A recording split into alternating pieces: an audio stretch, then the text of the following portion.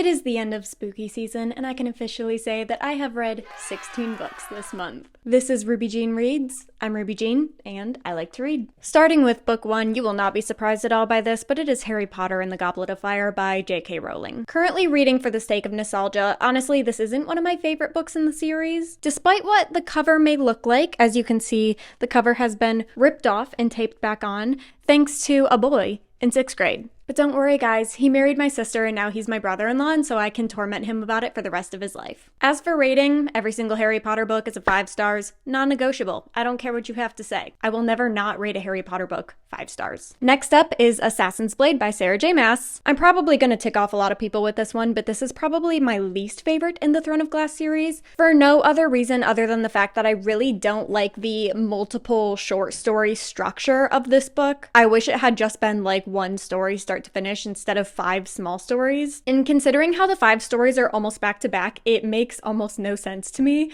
why this book is divided up the way that it is. As much as I'd like to say every single Sarah J. Maas book is a 5-star in my heart, this one is unfortunately 4. Next up is Prodigy by Marie Lu. I am actually not the biggest Marie Lu fan, but the Legend trilogy has just been one of my favorites since middle school. I recently decided to reread them in hopes that it wasn't just 13-year-old me not having elevated taste. But I must say these books have definitely stood the test of time, and I still absolutely love this trilogy. If you loved the Divergent books and you're looking to get that feeling again, you should definitely read this trilogy. 5 stars because it stood the test of time. If I read it for the first time today though, I'd probably say 4 stars, but I think you get the idea. The next book I read was On a Night Like This by Lindsay Kelk. Honestly, this book was phenomenal and I was obsessed with it when it was a girl trying to figure out what she wants out of life, and then out of nowhere, halfway through the book, this becomes a romance, and the romance was just so shallow and low-key kind of icky. Totally took it from a 5-star to a 3-star for me. It was a completely different book in the second half, and it was really sad because I was obsessed with the beginning of this book. Next was The No-Show by Bethany O'Leary. I always say that, it's Beth O'Leary. Honestly, this is just one of those books where the ending just sticks with you. I'm not the biggest fan of modern romances, despite the fact that I read a lot this month, but this book I think is really going to stick with me, which gets me to my rating. For those of you who have watched a lot of my previous videos, first of all, thank you, welcome back. Second of all, I have changed my ratings on some of these books. This is actually very common for me. I'm a very quick emotional rater when I first finish a book, and then usually if I go back a couple weeks or even a couple days later and I've actually sat with how I feel about the book, I can have a more accurate rating. So this book went from 4 stars to actually a 5-star read. Next is Ruthless Vows by Rebecca Ross. The plot and premise of this book, and honestly just the vibes overall, were absolutely stunning, and I really enjoyed this duology.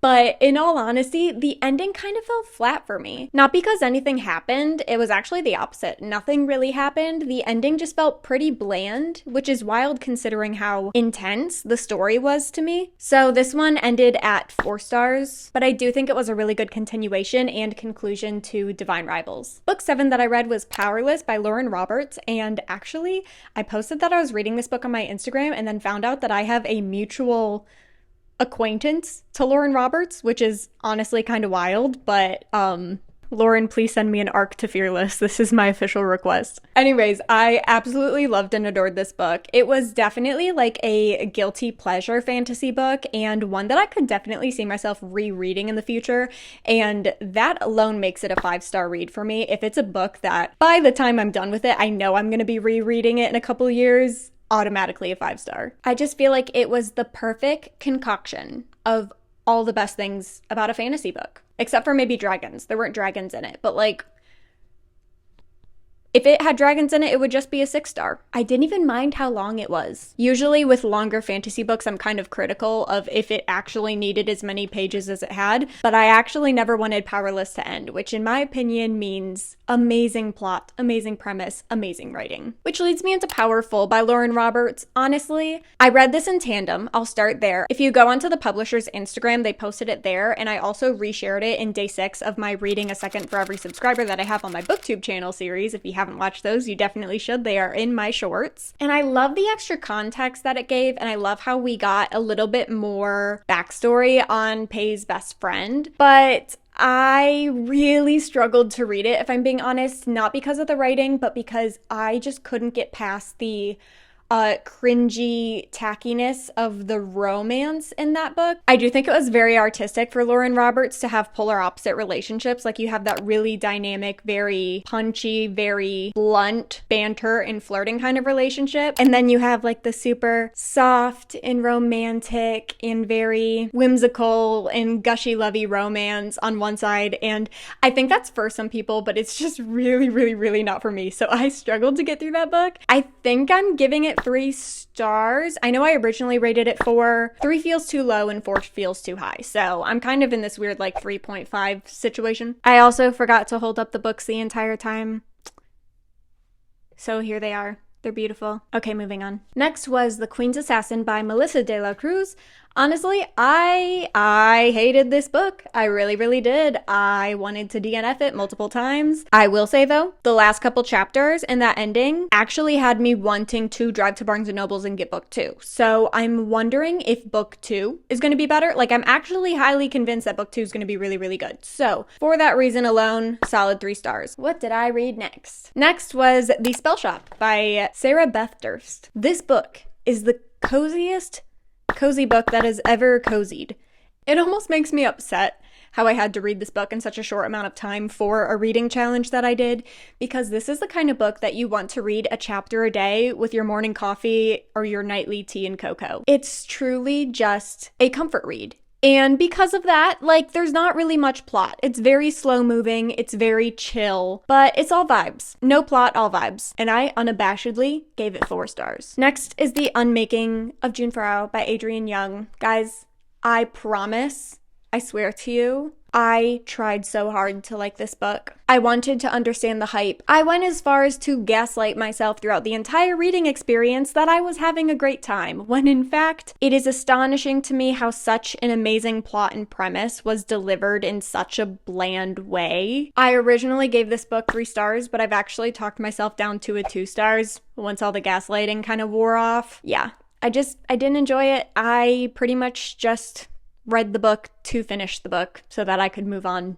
to a different book. But that's all fine and dandy, because the next book I read was Tell Me What Really Happened. Guys, I've never been the biggest fan of murder mysteries, and for some reason I have read 2 5-star murder mystery books this past year. So sorry to spoil the rating for you already, but easily 5 stars. This book is phenomenal. It's 5 friends go on a camping trip into the woods, only 4 come back. And this entire book takes place during the police interrogation. The structure of this book is insane. Every single chapter is a question asked by the interrogator, and then you get all 4 of the friends' answers. I mean, sometimes you don't get all 4 of the answers because sometimes the question's only to a couple people, but you get the idea. The coolest part about that is that you quite literally solve the murder yourself. It's honestly so creative, and I had an amazing time, and I can't remember the last time I read a book that fast. Like, I was alarmed at the rate that I was reading this book because I was so sucked into it. Next, Verity by Colleen Hoover. I almost DNF'd this book 3 times. I only read it because I was reading it for a reading challenge. The ending being as insane as it was is the only reason this book went from a 1 star to a 3-star book. Next, I read Harry Potter and the Order of the Phoenix. This one just made me really excited about the upcoming Harry Potter TV show. Honestly, I was not excited about it at first because my thought is, if it ain't broke, don't fix it. But when I heard that they're making the TV show so that they can make it more book appropriate and stick to the actual books, I then became obsessed. And that has been the coolest part of this reread, is because I'm actually paying attention to the parts of the book that were not in the previous movies. And The Order of the Phoenix is one of the books that I feel like so much was left out of the movie that would be so cool to see on the screen when the TV show comes out. So this was a fun reread. Obviously, it's a Harry Potter book, so you already know the drill. It's a 5-star read. And the book that I finished quite literally just last night was Harry Potter and the HalfBlood Prince. I think I read this one in about 24 hours. Something about the 3rd Harry Potter book, The Prisoner of Azkaban, and the HalfBlood Prince just really do something to my brain chemistry. I absolutely love these books. They're phenomenal. This one especially, it holds a special place in my heart. 5-star read, obviously. I don't know what else you would have expected. Last but not least, book 16, and the book that I quite literally finished right before hitting record on my camera is Champion by Marie Lu, which is the last book in the Legend trilogy. Guys, if you are looking to relive your dystopian days without rereading Divergent, Hunger Games, or The Maze Runner, you need to read the Legend trilogy. Only because it was a reread, and it is still just as good as I remember. This one's also 5 stars. Thank you so much for watching. I am very excited to get this started on my November and December TBR. If you want to get notified next time I post, subscribe to the channel, and of course while you wait, you should definitely watch some of my other reading challenges on my reading challenge playlist.